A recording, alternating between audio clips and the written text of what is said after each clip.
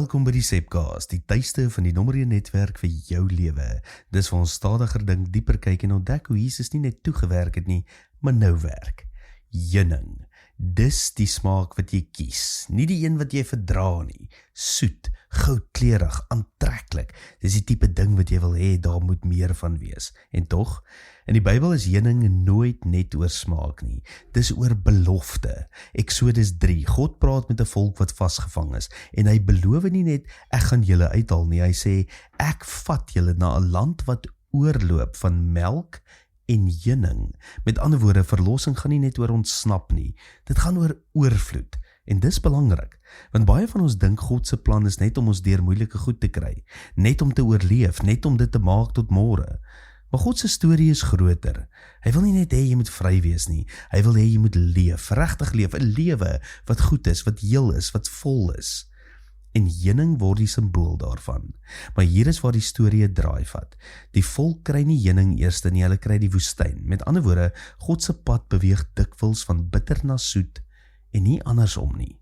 En dis waar baie mense vasval.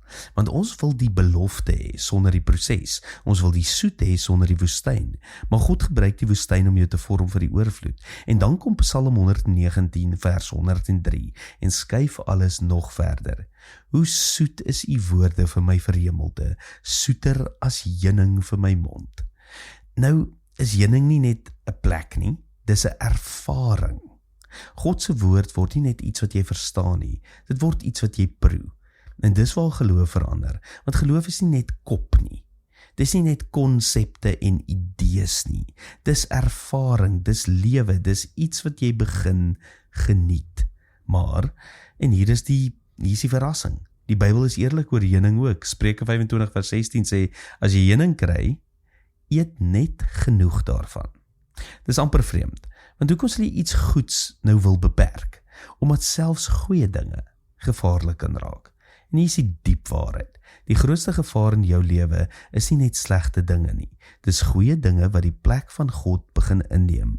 Dinge wat bedoel was as geskenke, word uiteindelik jou bron. En dis waar Jesus inkom. Hy praat nie net van 'n beloofde land nie. Hy word die vervulling daarvan.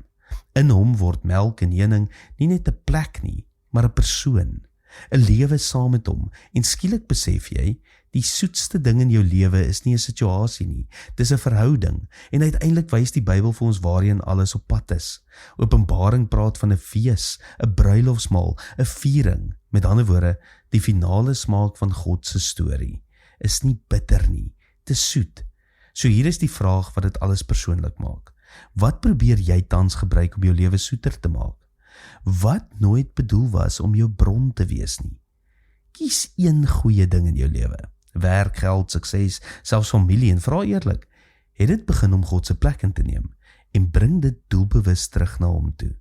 Want hier by SA Gemeente sê ons is die nommer 1 netwerk vir jou lewe, daar waar ons bly werk en speel, nie net omdat ons saam deur moeilike dinge gaan nie, maar omdat ons glo, daar is meer. Meer as oorleef, meer as net deurkom, 'n lewe wat regtig goed is, omdat God self daarin teenwoordig is. En miskien is dit die uitnodiging vandag, moenie net glo God is goed nie. Proe dit, want die evangelie is nie net waar nie, dit is ook regtig mooi, en uiteindelik soet. Tot volgende week, mooi loop.